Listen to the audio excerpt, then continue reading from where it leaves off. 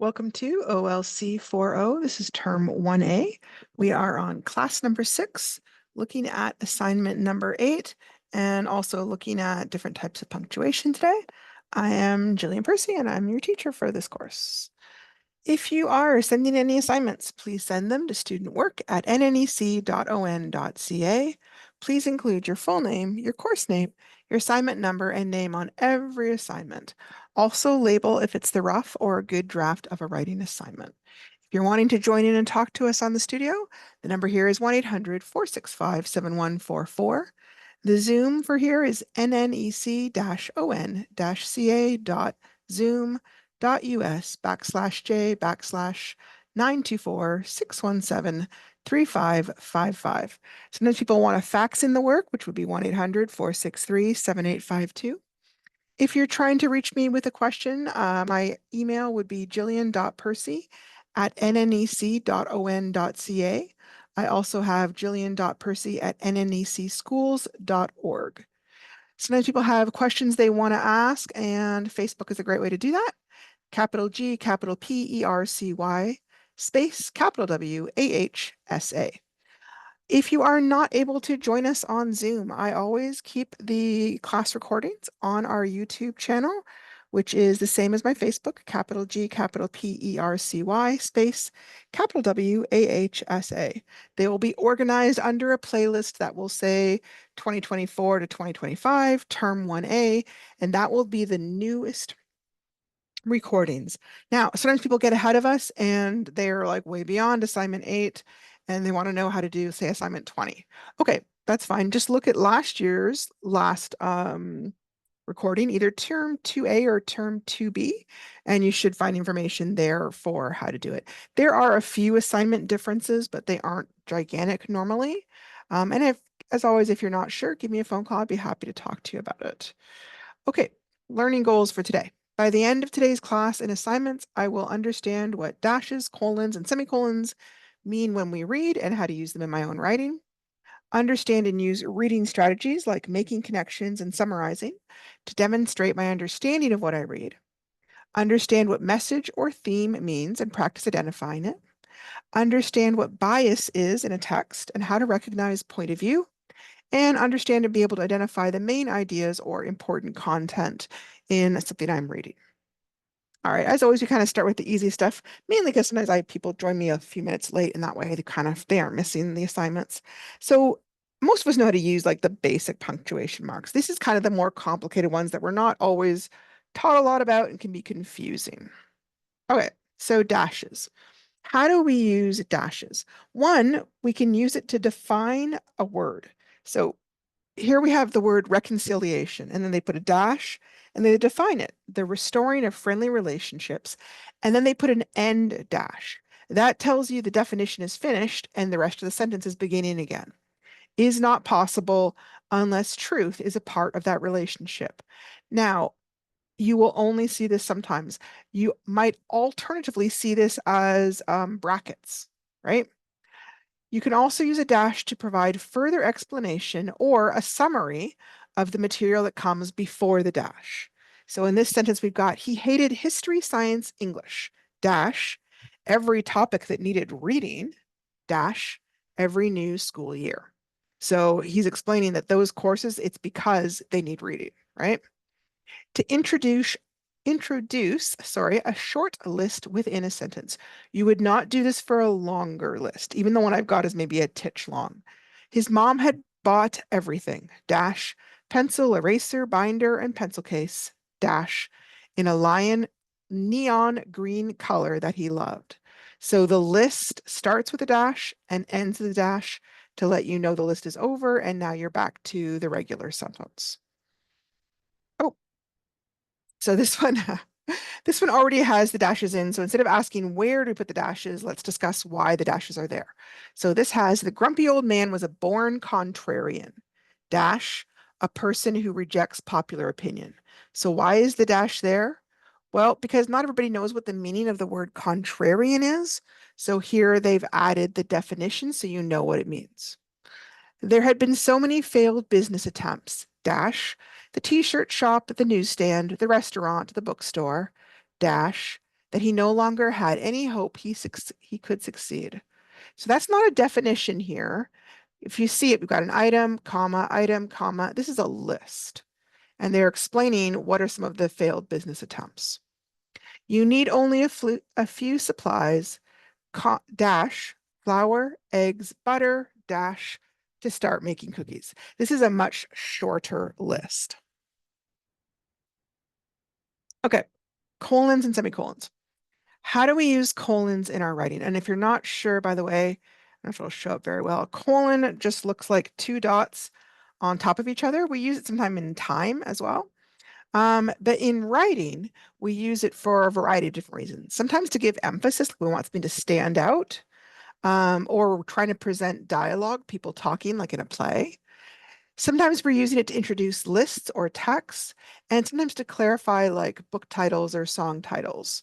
So for emphasis, we had examples like he had only one goal, colon, the destruction of his enemies. And it's kind of showing you that it's set off from the main part of the sentence. Because if you tried to read it all through as if there was no colon there, it kind of doesn't make a whole lot of sense. It was her favorite holiday, colon, Christmas. And in talking, I wouldn't say the word colon, but I would leave like a little space. It was her favorite holiday, Christmas. And the space in our words is functioning the same way the colon is in our writing, okay? The sound had haunted him throughout his dreams. The memory of her screams. Ooh, you might see that in like a crime novel or something. Okay. Also in dialogue, you'd write the speaker's name, then there'd be a colon, and then there'd be what he's saying. This is really common in like plays, but you might also see it in magazine interviews or sometimes podcast transcriptions where they want to make it clear who's talking. So here's kind of a funny version. Piggy number one, colon, no, you can't come in. Big bad wolf, colon, I'll huff and I'll puff and I'll blow the house down. So if you were reading this as like somebody putting on a play, you wouldn't say the person's name. You would just know, oh, that's me. I'm playing that person. And you would dive in with the words. Here's another example of an interview with Chris Hadfield, who is a famous Canadian astronaut. And the question, and they just put Q, and they know that people know it means question, colon. And the interviewer said, what do you find scarier, launching a novel or launching into space? So clearly they asked this question right after he was putting out a book. A for answer, and then they put a colon, and then he put his answer. Things aren't scary, just sometimes people are scared. Okay. So in magazine articles where they want to show clearly, hey, I'm not condensing this or summarizing it. I'm not putting anything into my own words. These are this guy's exact words. And you might see that kind of format in magazines sometimes. Okay. Also, when you're introducing a list or like a little paragraph of text, like if you're quoting from another book or you're quoting from a speech, not a tiny quote, but like a bigger quote where it's going to take up some space. Okay. And when you do that, you capitalize the first word after that colon only if it's a start of a complete sentence or a proper noun. So a short example would be like, here is what you need to bring to summer camp, colon, sunglasses, sunscreen, 5 pairs of shorts or pants, 5 t-shirts, 5 pairs of socks, 5 pairs of underwear, 2 pairs of shoes, ones that can get wet. This is one you could use for longer lists. You wouldn't want to use a dash for that long. They're kind of more suitable for shorter lists. This is what you'd use for a longer list. And then here we have it for a sentence where you're setting off part of a speech. Martin Luther King's most famous speech is known for this section, colon. And it says, I have a dream that one day on the red hills of Georgia. And then it begins kind of his very famous I have a dream speech, right? All right, you'd also clarify the titles of books, lectures, or other compositions. So if you see this book over here, they've got some words in big, some words in little. There's no colon there, but the different size of the type is kind of catching your attention. So computer is the big heading, and a history of the information machine is the little heading. But in when you're just writing a sentence and you're not making the text bigger, the way we would show the difference between those two is we put a colon in between them. So computer colon, a history of the information machine. So this would be like the subheading or kind of the explanation of the main heading. Okay. Oh, this funny thing is I could have sworn I had taken these out. Hmm. I wonder if I accidentally, no, I don't. All right. So here she knew he could be there for only one reason, colon murder. Why is the colon there? Because we're trying to emphasize the word murder. Hero colon, I will never give up. Why is the colon there? It's trying to show you that that guy's talking. She found an old journal in the attic. When she opened it up, she read, colon, I had the most wonderful day, and it is all because of Peter. I can't wait to see him again. So why is the colon there? Because they're trying to introduce you to a different text, which is the journal in this case, and show you that it's not part of the same sentence. It's set off. It's been a little bit different. Her new textbook looked like it would be interesting. A History of Modern Canada, colon, the world the wars created. So History of Modern Canada would be the big heading. The world the wars created would be kind of the subheading. Try my new Halloween craft. To get started, you will need, colon, green and black construction paper, glue, scissors, googly eyes, and some silver glitter. So why is there a colon there? Because they're trying to introduce a list, okay? If you're not sure about using colons in the writing, I would strongly suggest avoiding them. You can easily write all sorts of assignments without ever really needing it. The next one is kind of actually a little more crucial. Semicolons. Semicolons have two main uses. First of all, if you are having a series of words where, like a list format where there'd be a comma, comma, comma, sometimes you need to use semicolons to separate larger chunks of those. For example, with like when you talk about a city, comma, the province, and then if you want to talk about another city, you put see, I know I changed this. So weird. You would put the semicolon there. So the concert dates this month will be in major cities across Canada, colon. And so I'm introducing this whole list. Toronto, comma, Ontario. Now I put a semicolon here to show you that Ontario isn't a new city, it's a province. It has a different function. And then I would introduce the new city, Winnipeg, comma, MB for Manitoba, semicolon. And again, that's to show you it isn't another city, it's a new thing. So Montreal, Quebec, semicolon, and then Regina, Saskatchewan. And I don't need a semicolon at the end because I just have at the very end. You would also see this if you had a list of like dates, like Monday, September 18th. You would also use that semicolon in between the dates to make it kind of more clear. You can also use it with two closely related sentences, okay? Generally, you would only do that when you could use a period, but you want to demonstrate how the sentences are really related closely. You don't want to just start using semicolons instead of a period constantly. I have a few students who are trying that. You really would only be joining two sentences together, not a whole string of them, okay? So here it says, good grades are integral to student success, semicolon.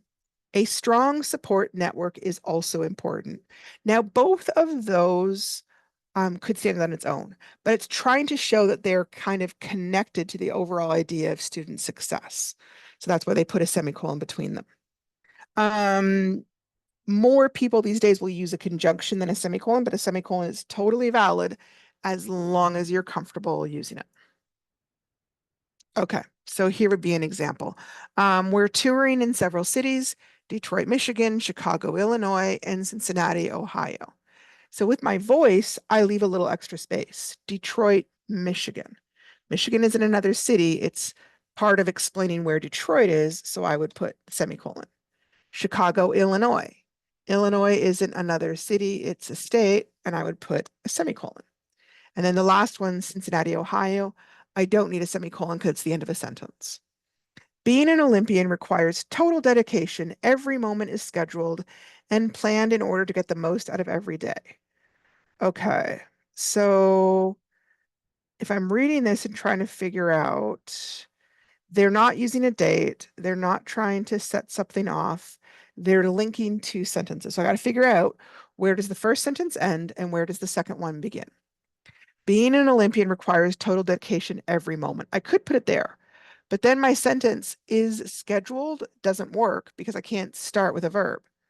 But if I said being an Olympian requires total dedication, semicolon, now I've got my subject. Every moment is the subject of the next sentence, is scheduled and planned in order to get the most out of every day.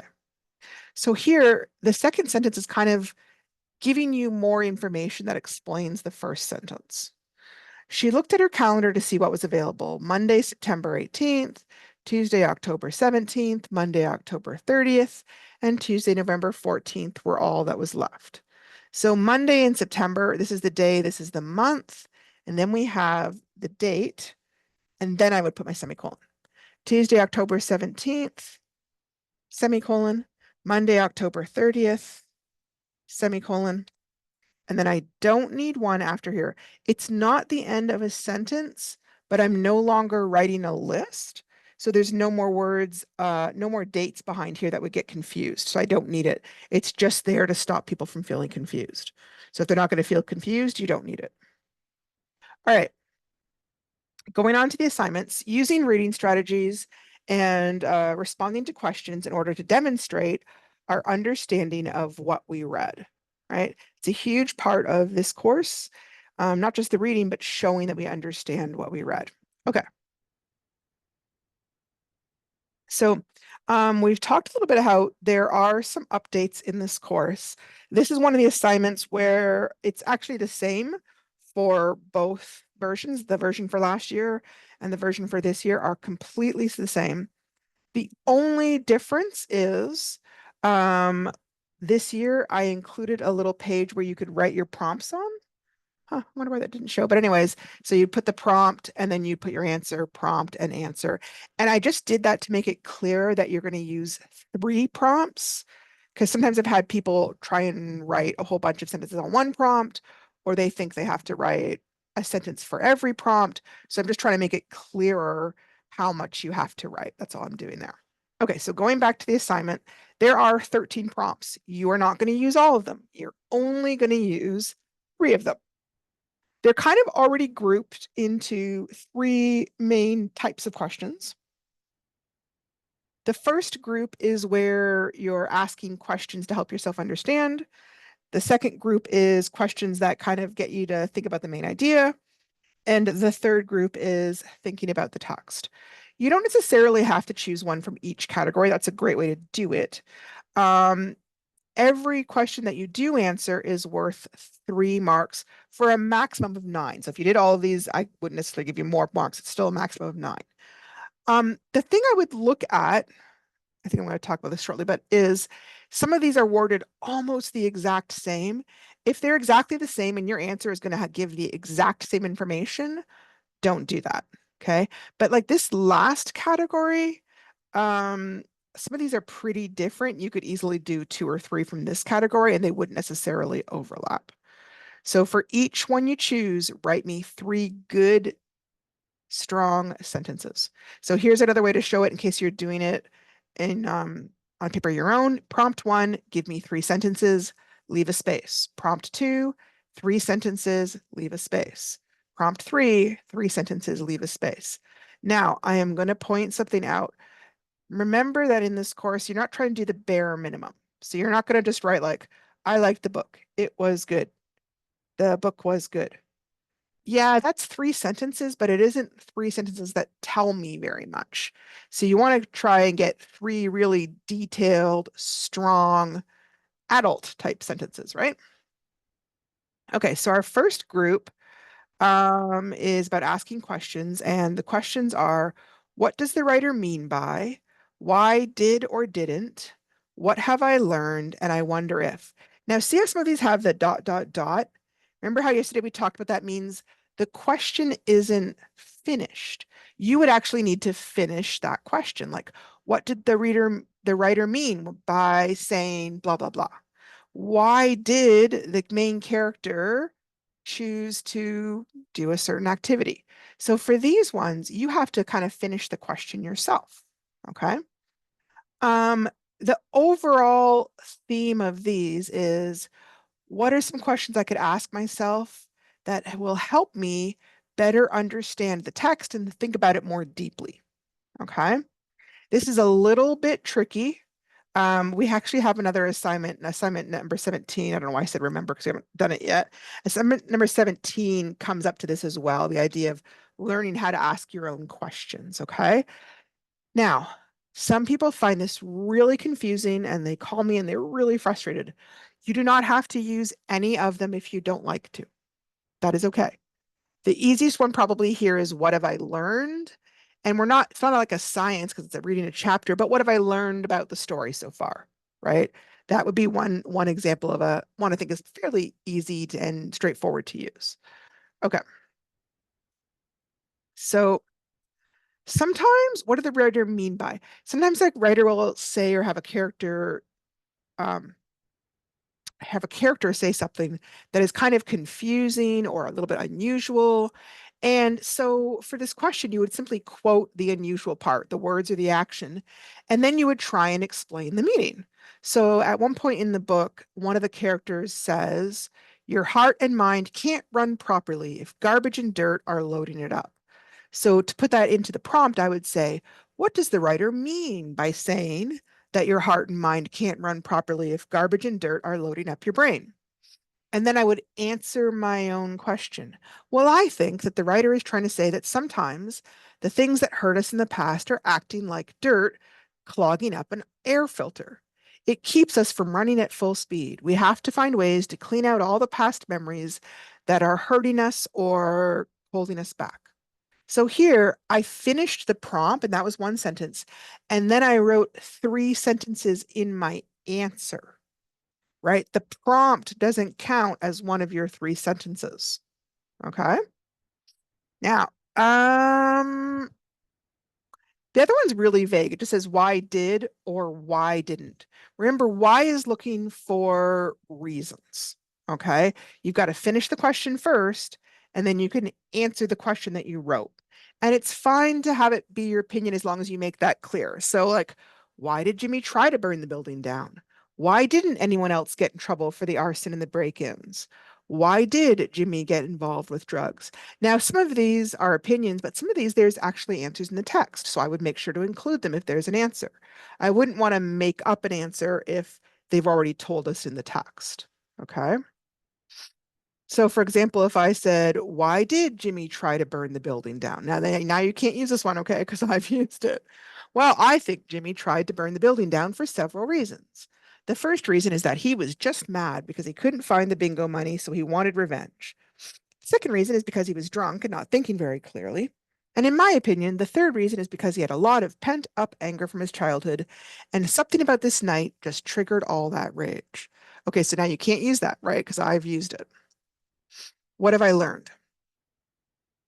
Like I said, I think this one is easier to use with things like science and history, where you might say, what have I learned about wolves, or what have I learned about chemistry? But you could also ask questions specifically about the novel. What have I learned about Jimmy's background? What have I learned about Jimmy's attitude towards school? What have I learned about Jimmy's grandma? Um, the last one, and this is the one that I think I had a lot of people find um, difficult, where it's talking about I wonder. And wonder is just like you're kind of curious, like it's another way really of saying why, right? Sometimes we're wondering why a character is making certain choices, or why they're doing certain things, or why they're saying certain things.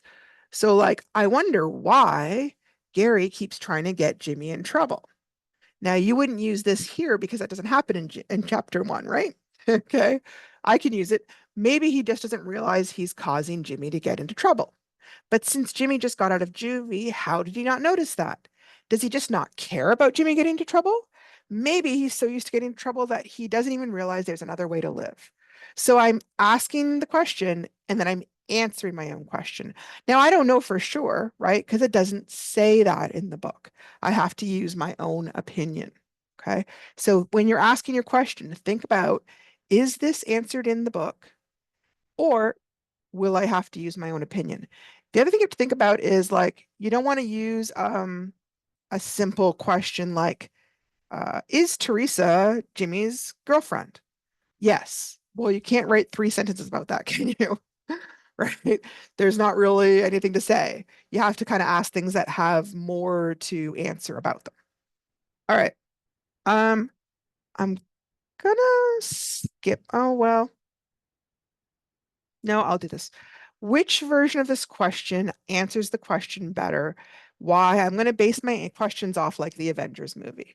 So if I said, I wonder why Natalie, aka the Black Widow, is always acting flirty but dumb when she's talking to men, maybe that is how Natalie was trained to be a secret agent. So that is just how she automatically acts. Or maybe she finds it works really well because men often underestimate pretty women. Or possibly she thinks it's funny to trick them by acting dumb when she is actually really smart. So we don't know for sure. We're kind of using our opinion. This is pretty strong. I'm staying on task. I'm using things that I've seen in the movie. Here's another one. I wonder why Loki is always trying to hurt others. It's wrong to hurt others, even if they don't like you. True, but it's got nothing to do with the question. I would never do that. Possibly, but again, it has nothing to do with the question. Loki should be nice instead. Maybe people would like him better. Then he could be friends with his brother Thor, and maybe he could even be one of the Avengers. This isn't stronger for the simple reason that it didn't really answer the question that you asked. So remember that whatever you answer has to match the question that you asked, okay? Okay, finding the main ideas category. These ones, the first 3 questions are all really, really similar, okay? The most important thing I remember about this text is the main message is the text was mainly about, and then the last one here is clues, words, and features that helped me understand the text were. Now, again, see the dot, dot, dot? That means the question isn't finished and it's on you to finish the question. Okay. The big thing to remember for these is that you're going to want to ask a question that you can answer long. You need to be able to write on the topic. So you don't want to answer a question that's too simple, right? Opinion ones are really good because you can write a lot about your opinion. Okay. We talked the other day about the concept of rap rock, where the acronym is um, R is for restate the question, A is for answer the question, P is for prove it from the text, and then R is related to yourself, the word, and other books. O is for opinion on what happened, and C is conclude. If you at least do the first 3, you will generally have a really strong answer. If you need to keep on writing, you can definitely use those, but the first 3 is really helpful. Okay. The most important thing I remember is this is everyone's opinion. One thing may have stood out to you in chapter 1, and someone else may have had another thing stand out instead. But you would want to explain why. Why did that part seem important? Why did it stand out to you? Is it something that you think is a clue about Jimmy's character or about future events? Or did you make a connection to something that happened in your own life? Why did that part stand out as important to you? The main message. We're going to talk more about main message. But the big thing for this is if you talk about the main message, make sure you can give some evidence or examples from the book. This one is a tricky one in chapter 1. I feel like this is a good one at the end of a book. I'm not sure I would choose it right now because until you've read the book, it's pretty hard to choose what the main message is. Okay, so here's an example of rap rock for a question. The text was mainly about dot, dot, dot, and I would finish it. How Barbie discovered that the real world is not like the Barbie world. Period. So see the red is my restating the question. And then the blue is my main answer. And then I start to prove it. See all that green? That's me proving it. This kind of proving isn't like math proving. This is where I give details or examples from the book or from the movie that kind of support my idea. So here I have in the Barbie world, the women control everything, and the boy dolls just seem to hang around wanting their attention. In the real world, it seems like the men still run everything and the women seem to feel like second-class citizens. This is in the movie, by the way, not like I'm not talking about real world here. Then Ken decides to bring the patriarchy back to the Barbie world so he and his friends can run things there. So there's also that kind of crossover between real world, Barbie world. Relate. I felt like this movie expressed a point of view about the world that used to be true, but is less true these days, and it had a very derogatory view of men that I don't share. Opinion. I didn't really like the movie because I felt like it didn't make a lot of sense and didn't explain things very well. Overall, I felt like the movie was not very well done. Now, I've answered way more than 3 sentences here. You wouldn't need to be so long-winded, but I'm giving you an example so you can see the types of sentences I'm looking for, like not very simple, things that are longer and more detailed, okay? Okay. This is another prompt that I have a lot of people get confused on. And I want to say, if you look at this and after we talk about it, you're still like, I don't get what they're talking about, then don't pick this prompt. There's 13 prompts. You can just pick the ones that you like. You don't have to pick the hardest ones. You can pick whatever ones work for you, right? The prompt is clues, words, and features that helped me understand the text were ... Now, again, I feel like this one is really well suited for like textbooks, like in science or history. But there are times where there's text features, even in fiction, that might help you. Things like paragraphing or chapter titles or where they ended things. So a clue would just be like any kind of important information to help you understand the theme or the message. It could be something that happened in the dialogue or the descriptive text. Maybe it was something important in a flashback. Um, Keywords. If you have like a half a page where the characters are all discussing the importance of one word, that would be a clue that that's an important word to that text, right? We talked about the other part. Okay.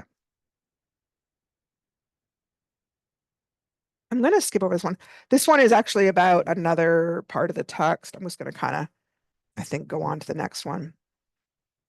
All right. Oh, okay, so here is another example of weak versus strong. And I'm doing this because sometimes we have a hard time picturing in our head of what the teacher is meaning. So I'm trying to give you an example of what that might look like. The most important thing I remember about the Avengers is all the fighting. The fighting is awesome. I wish I could be an Avenger. It would be cool to have superpowers and be able to defend the way the Avengers did. Okay, well, mm, so this isn't really staying on topic. It is giving my opinion about the fighting, but then it kind of veered off from the movie and just talked about myself. So not really a good example. Another example might be the most important thing I remember about the Avengers movie is how things changed in the story when the Avengers began to work together instead of being suspicious of each other. They began to act like a real team instead of each one to trying to show off or compete for being seen as the most valuable. Now, I want to point out I have one period, so there's one sentence, and I have a second period, so there's 2 sentences. So I am still 1 sentence short. So I would need to add another good sentence if I wanted to get a full 3 marks. Right now, this would be about 2 marks out of 3. They're good sentences, but they're not telling me enough. This is tricky because it has all the sentences, but it's not telling me a whole lot. I would give it 1 mark about the fighting, and I'm going to say it would be cool to be able to defend the city the way the Avengers did.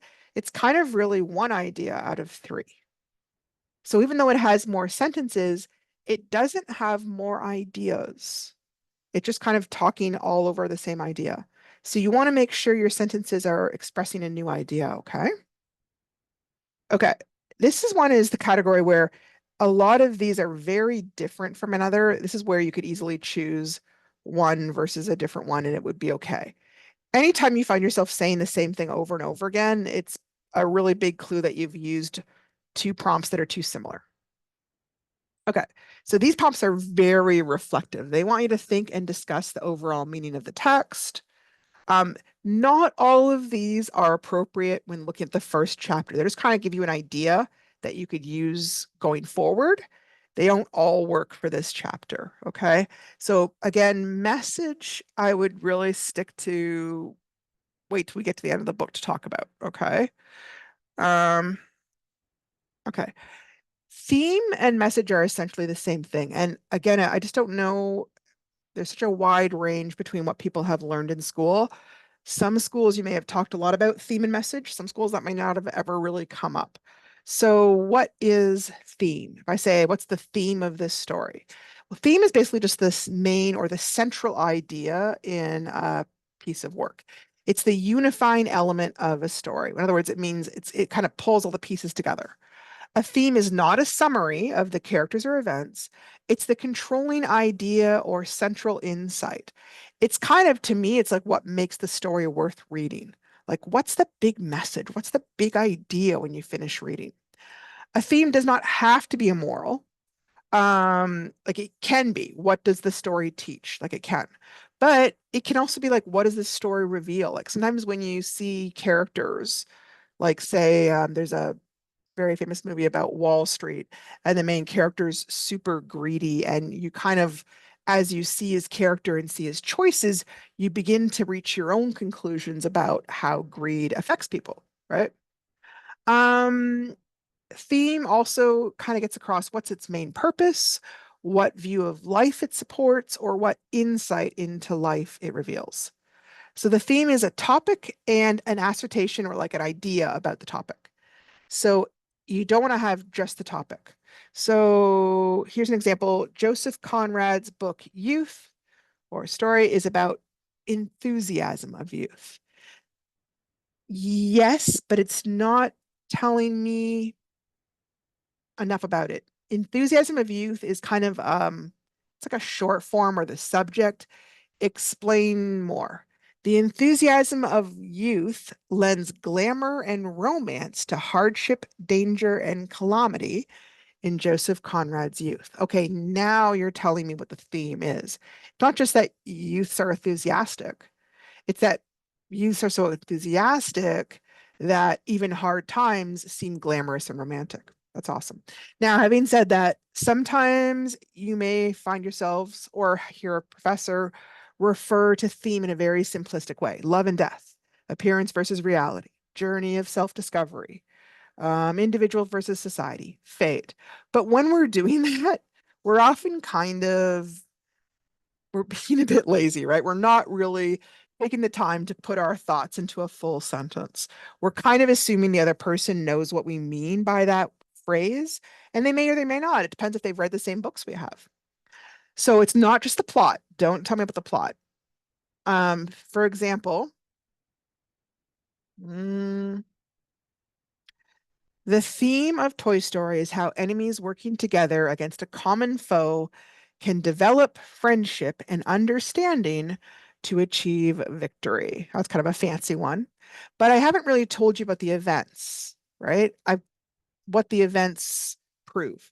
The message of Toy Story is that when people or toys are stronger when they work together rather than compete for affection and attention. That's another way to say it, okay?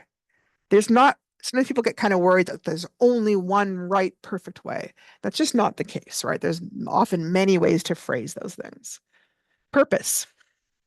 Purpose is a word that has multiple meanings. Keeping in mind that all writing has an overall purpose, there's three big purposes for all writing, which is to entertain, to inform, or to persuade. But some writing might combine their goals. So a fictional novel set in medieval times might have as its primary or its main purpose to entertain us about a murder mystery, but it might also have a secondary purpose of informing us about the everyday life of women in the 12th century in England. So when you're reading a longer story, especially, you may find there's multiple purposes. Purpose in nonfiction. Nonfiction almost always has the overriding purpose of informing us, although it sometimes might be trying to persuade us. It could have a very specific or smaller purpose as well. So, for example, a magazine article about fashion's use of sweatshops over in Asia may be informing us of those shady business practices in very common retailers that we buy from. because they're hoping to persuade us to buy clothes from more reputable fashion brands that don't use sweatshops. A textbook about biology may have the purpose of informing students about the fundamentals of biology at a university level so that students can go into science fields with competent and accurate knowledge and abilities. So if you're thinking about purpose, you don't want to be simplistic, you want to be more detailed, okay? Um, and what about purpose in a fictional novel? Well, like we talked about, yeah, the main purpose of fiction is to entertain, but that's not its only purpose. A lot of times, writers might also want to teach you about an interesting part of the world or an interesting time in history. Other times, a writer may want you to understand a certain type of person better by helping you to walk in their shoes for a while to help people develop more compassion or kindness towards others. So, next prompt, these ideas relate to dot, dot, dot, because dot, dot, dot. So in this prompt, you've got to put words two places. First, what ideas in the book relate to something else? And how come, why? This is a hard one. I think it's kind of so open-ended, it's a bit confusing. But example, what are some of the ideas that are present in chapter 1? Jimmy is trying to change his ways. Others may not think he's capable of change. Starting over after jail or juvie is hard. What could they relate to? Could it relate to your life, a friend's life, a social issue you see? You can decide. It's up to you. Okay, prompt. This text may be biased. So what is bias? Bias is basically a tendency to prefer one person or one thing to another, and then to favor that person or thing. And by favoring, it may be like you're kind of giving them special treatment. The word bias often suggests that it's an unreasonable or an unfair preference, but not always, right? This can be a really great prompt when discussing issues like stereotypes about race, gender, class, occupations, sex, prejudices of any kind. Like, not all prejudices are about kind of those big stereotypes. Maybe the main character thinks all lawyers are evil because of some events in their past, and the writer wants to discuss that. It could be about conflict of interest issues. For example, a judge writing about how judges should have more freedom over sentencing might have some bias in their point of view, right? Because it relates to their job. Doesn't mean they're wrong, doesn't mean they're stereotyped. It means they may be seeing things only from their particular point of view. Also can be about differing values. Like, a writer might feel the most important part of an issue is that, say, a crime was committed, but you might feel the most important part is what led the person to that crime. This is really common when you're talking about social justice issues. So if you're using this prompt, you're going to want to explain what in the text makes you feel that it's biased. Is it a character's actions? Is it their words or their thinking? Is it the choice of topics or events that the writer uses? Is it things that should be mentioned or discussed that aren't being mentioned, right? Sometimes if you leave off certain topics, that's biased as well. So here's an example. And this is where a show was trying to portray, it was deliberately trying to portray how there's bias against women in healthcare. Okay. So in a popular TV show called Grey's Anatomy, one of the main characters is called Miranda Bailey. She is smart, funny, sarcastic, and the current chief of surgery at the hospital, which is a very big job, right? At one point, she becomes convinced she's having a heart attack, and she goes to a nearby hospital in order to deal with her diagnosis privately. Once there, she has to practically beg them to test her because she doesn't seem to be exhibiting the typical symptoms of a heart attack based on what men's symptoms are rather than women's. She insists on a second test called a cardiac stress test before she's willing to leave the hospital. And the doctor acts like he agrees, but the next doctor that he sends in to do the test is, in fact, a psychiatrist who just tries to get her to discuss her problems and her feelings. He is firmly of the belief that she is just stressed out from such an important job, implying that the job of chief of surgery is too much for a mere woman.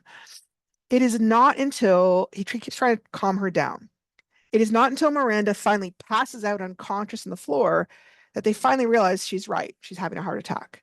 The doctor she consulted had so much bias that he simply could not perceive what was actually happening because his bias affected his perception and abilities. Now, this is a TV show, so it's trying to entertain you, but it's also trying to give you some information about a really common occurrence that happens, which is sometimes when women go to the hospital, if they don't have the same symptoms as men, they may not be treated as seriously. So it's kind of got two purposes going on at once.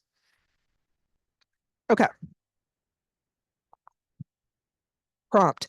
This text doesn't deal with. Now, that doesn't mean like if it's writing about waitresses that it doesn't deal with every other profession. It means that there's something that you kind of know about that it seems like the story or the text should be discussing, but for some crazy reason, it's not being discussed. It's kind of related to the bias prompt, okay? Sometimes a story or text can focus so heavily on one viewpoint that it distorts the overall picture of a situation by not discussing certain issues or certain situations at all. It isn't untruthful and it may not have stereotypes per se, but it's often incomplete. So here's a very common example. A lot of stories about colonial settlers in North America can suggest that they were going into an unpopulated wilderness. And they don't deal with the fact that, well, it used to be populated with First Nations people that were driven out or even killed. And that creates a false picture of what was happening. It kind of skews the whole story. Other examples might include a story that focuses on a wife killing her husband, but doesn't mention that she tried to repeatedly report spousal abuse and was dismissed or ignored. A story about a new golf course opening that doesn't mention that the land was appropriated from First Nations people. That's a very famous story, actually. A story about increased crime stats in an urban center that doesn't mention that welfare funding was also recently cut and might be affecting the crime stats.